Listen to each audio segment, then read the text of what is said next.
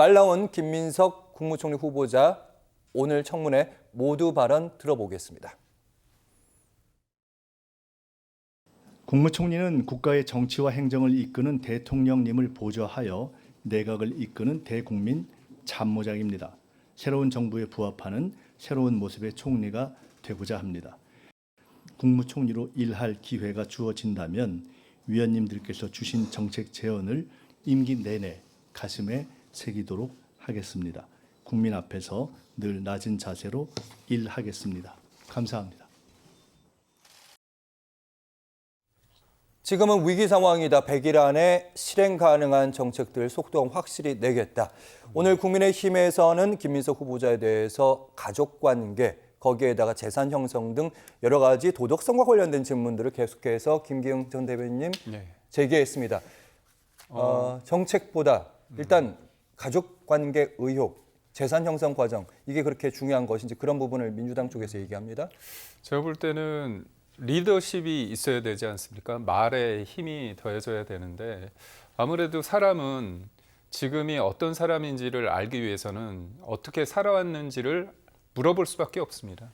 그런 측면에서 앞으로의 어떤 정책과 비전은 당연히 물어보면 잘 하겠다 얘기를 하겠죠. 그리고 청문회를 하다 보면 이제 여야가 있기 때문에 조금 민감한 질문이 나오면 여당 쪽에서 많이 도와줍니다. 그래서 일정 부분 준비된 답변을 충분히 소화할 수 있는 어떤 기회도 주게 마련이죠.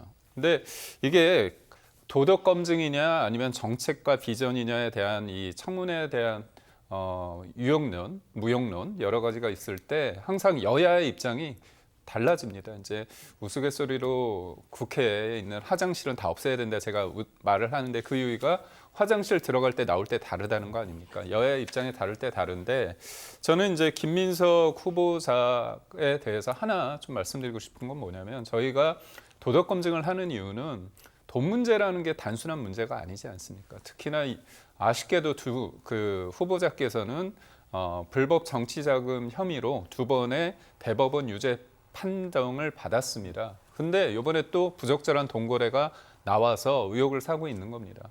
한 예로 첫 번째 이제 SK로부터 2억 원을 받았는데 그 2억 원 관련해서 추징금 2억 원이 나왔습니다. 근데 그 2억 원 중에 1억 5천만 원을 강모 씨란 분이 대납을 해주고 또 강모 씨란 분이 김민석 후보자가 미국에서 이제 1년 9개월 동안 있을 때 생활비 쪽으로 450만 원씩 줘서 1억 원 가까이 줍니다. 2억 5천만 원에 된 게 또 불법 정치자금으로 포함해서 7억 2천을 또 추징금으로 맞으셨어요. 그런데 또 나중에 1억 4천을 사람들한테 돈을 빌리는데 이분한테 또 돈을 빌리고 이분이 있던 회사의 감사한테도 돈을 빌리고 이분이 알고 보니까 또 후원 회장을 하시고 계속 이분과의 어떤 동고동락한다는 느낌을 충분히 줍니다. 그렇다면 이게 스폰서 아니냐 그런 자연스러운 어떤 국민적 의혹이 있는 겁니다. 그런데 저는 의혹에 대해서 이 문제를 풀어가는 방식, 해명하는 방식에 있어서 저는 이번에 깜짝 놀란 게 민주당이 주진우 의원을 공격하지 않습니까? 저는 이제까지 청문위원을 공격하는 경우는 처음 봤습니다. 그러니까 결국 그거죠. 대통령도 이 문제에 대해서 이제 그 김용태 비대위원장이 문제 제기를 하니까 본인도 털면 뭐 안 나오겠냐 이런 얘기를 했다고 그러지 않습니까? 이건 굉장히 웃으면서 하셨지만 겁박한 거 아닙니까, 사실. 그러니까 저는 자꾸 심판과 문제를 제기하는 사람들을 공격함으로써 입틀막하는. 그래서 지금 전략은 민주당의 전략과 김민석 후보자의 전략은 이틀만 버티자. 그리고 문제 제기하는 사람들의 입을 닫자, 입틀막하자. 그리고 심지어 증인이나 참고인도 안평도 되지 않지 않았습니까? 알겠습니다. 방금 말씀의 문제 제기. 그러니까 검증받아야 할 사람은 김민석 후보자인데 왜 주진우 의원을 검증하고 있느냐. 민주당 전략 맞는 것이냐. 최현 평론가님 짧게 듣겠습니다. 예전에 메시지를 못 막으면 메신저를 공격한다는 것이 사실 이번만이 아니라 예전부터 그랬어요. 윤석열 정권도 메시지를 못 막은 게 메신저를 공격했고 입틀막했던 정권이라고 얘기하지 않습니까?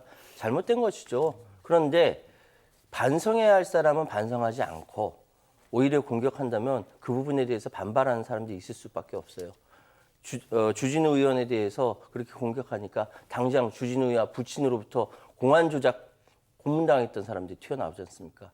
그래서 사실 인사청문회라는 것은 그 사람이 얼마나 국가를 이끌어가는데 대통령 보좌에서 얼마나 능력이 있는지 비전을 살펴보는, 그래서 여야가 개인사에 관련돼서는 물밑 조율을 할 필요가 있다, 이렇게 말씀드리겠습니다.